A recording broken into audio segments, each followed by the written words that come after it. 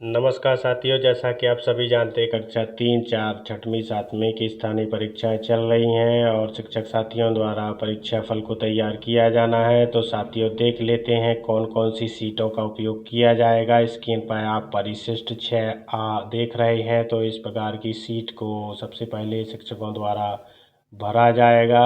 इसके बाद आप देखेंगे जो नई सीट है इसको परिशिष्ट 4A अथवा 4B भी बोलते हैं। तो इस तरीके की सीटों के माध्यम से शिक्षक साथी रिजल्ट को तैयार करेंगे। रिजल्ट कैसे तैयार किया जाना है इस वीडियो में हम एक एक करके बताने वाले हैं। सीटों को कैसे भरना है साथियों, बात कर लेते हैं परिशिष्ट 6A की। तो ये बहुत ही महत्वपूर्ण सीट है। यहाँ से आपके परीक्षा फल भरने की शुरुआत करना है। इसमें आप देख पा रहे होंगे जैसे विद्यार्थी की जानकारी भरना है। इसमें शैक्षिक क्षेत्रों का मूल्यांकन रहेगा, व्यक्तिगत और शैक्षिक क्षेत्रों का मूल्यांकन रहेगा। तो इसमें छात्र की जानकारी देख लेते हैं कैसे भरी हुई है। अगर बात करें प्रथम भाषा की, तो जो मासिक मूल्यांकन अगस्त, सितंबर, दिसंबर, जनवरी है, तो पूर्णांक 10 में से छात्र ने जो भी प्राप्तांक हासिल किए हैं उसको लिखना है। जैसे प्रथम भाषा में आप देखें, जैसे अगस्त माह में बच्चे ने 8 अंक प्राप्त किए हैं, इसी तरीके से सितंबर, दिसंबर, जनवरी में प्राप्त किए हैं। तो इस तरीके से जो मासिक अंक प्राप्त होंगे इनका योग किया जाएगा। उसके बाद जो अधिभार निकाला गया है, चारों माह का योग किया जाकर उसमें 4 का भाग दिया गया है। जैसे बात करें प्रथम भाषा की, तो इसमें 32 जो आया था योग, इसमें से 4 का भाग देंगे तो 8 प्राप्त होंगे। जो 8 प्राप्त हुआ है ये उसका अधिभार है। इसी तरीके से अर्धवार्षिक मूल्यांकन की बात करें तो पूर्णांक 60 में से जो प्राप्तांक हुए हैं वो 48 प्राप्त हुए हैं। इसमें 3 का भाग दिया गया है और अधिभार 48 का 16 हमें प्राप्त हुआ है। वार्षिक मूल्यांकन की बात करें तो लिखित इसमें पूर्णांक 60 रहेगा। उसमें जो भी प्राप्तांक आएंगे वो सीधे सीधे लिखे जाएंगे। जैसे 52 नंबर प्राप्त हुए हैं, इसमें किसी प्रकार का अधिभार फॉर्मूला नहीं लगाना है। आप वार्षिक प्रोजेक्ट की बात करें तो इसका पूर्णांक 40 नंबर रहेगा।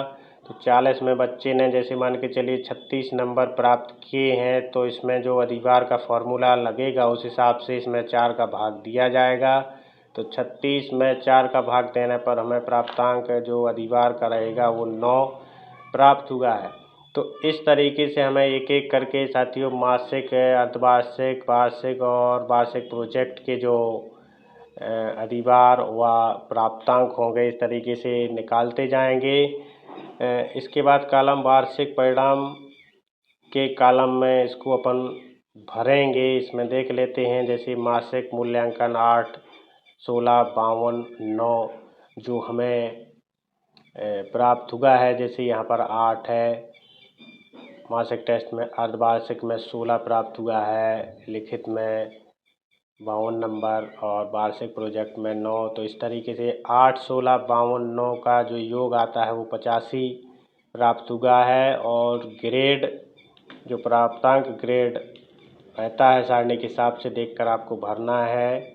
तो इस तरीके से हमें प्रत्येक बच्चे के विषयवार नंबर को भरते जाना है, अधिभार निकालते जाना है। तो इस तरीके से हम चारों विषय के जो नंबर हैं वो उनकी एंट्री कर देंगे। इसके बाद नीचे इनका योग भी करना है। जैसे हमने मासिक का योग किया तो 29 प्राप्त हुआ, ऐसे ही 68, 193 और प्रोजेक्ट के 31 प्राप्त हुए। इनका जब महायोग करेंगे तो 321 इसका महायोग निकल कर आता है। इसका ग्रेड भी लिखना है। इस तरीके से वार्षिक परिणाम बच्चे का तैयार हो जाएगा। इसके बाद बात करेंगे सह शैक्षिक क्षेत्रों का मूल्यांकन। तो इसमें शिक्षक साथी ग्रेड अथवा अंक जो भी उनको उचित लगे उस हिसाब से भर लेंगे।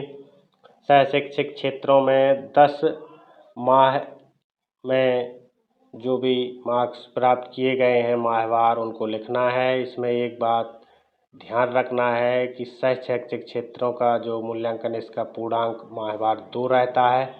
तो 2 में बच्चे ने जो भी प्राप्तांक हासिल किए हैं उनको भरना है। जैसे हमने लिखा है साहित्यिक क्षेत्र में अप्रैल या जून, इसमें एक एक नंबर लिखा हुआ है। इसके बाद यहाँ पर इस तरीके से आपको 2 में जो भी नंबर प्राप्त हुए हैं उनको लिखना है और इसका कुल योग कितना आया है, जैसे 13 आया है तो इसको यहाँ पर लिखा गया है। ठीक वैसी प्रक्रिया हमें व्यक्तिगत सामाजिक गुणों के मूल्यांकन में भी करना है। इस तरीके से साथियों नंबर को फिल करना है और इस तरीके से हमें परिशिष्ट 6A की एंट्री प्रत्येक छात्र की पूर्ण करना है।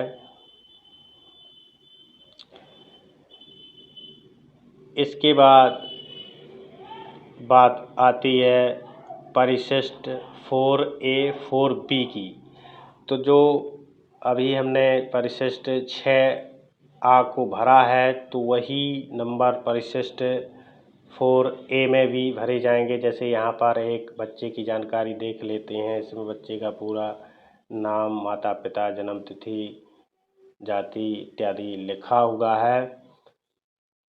तो इस सीट में जो परिशिष्ट 6A में हमने नंबर की एंट्री की थी वही एंट्री यहाँ पर की जाएगी। जैसे प्रथम भाषा में प्राप्तांक आए हैं उनको लिखा गया है। जैसे 32 नंबर प्राप्त हुए हैं 40 में, उसका अधिभार 8 प्राप्त हुआ है। तो प्रत्येक विषयवार जो मासिक टेस्ट के अधिभार प्राप्तांक होंगे उनको निकालेंगे। इसके बाद कॉलम नंबर 23 में कॉलम 12, 14, 16, 18, 20, 22 का जो अधिभार निकले हुए हैं उनका योग लिखा गया है। ऐसी प्रक्रिया अर्धवार्षिक मूल्यांकन में की जानी है।